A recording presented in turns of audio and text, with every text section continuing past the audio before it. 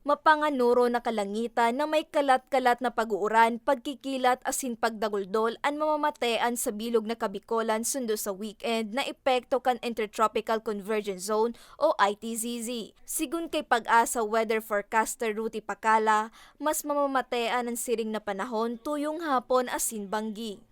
Parte siya kang Intertropical Convergence Zone or ITCZ. Pag sinabi ta kayang ITZZ, series of low pressure area ini. At ang term ta dyan, nag-o-oscillate siya. So when you say oscillates, it moves like waves. So may mga bahagi na yaong kita duman sa lower trap, so may mga bahagi na yaong kita sa trap sa itong pataas. May pigbabantayan man na low pressure area sa luwas kan Philippine Area of Responsibility o PAR ang Pag-asa na nasa ibabang parte pa kan Mindanao na mas lalong magdadaranin pag-uuran sa Kabikolan. Diit man daa ang tsansa na magbilog ini bilang bagyo.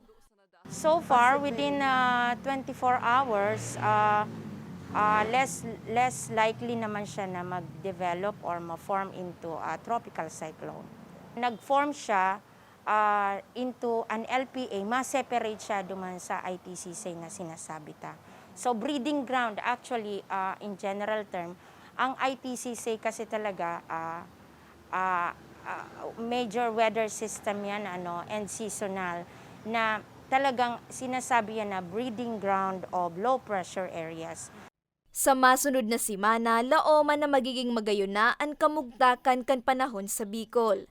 Para sa mga istoryang Tatak Bicol, Laorny Miranda.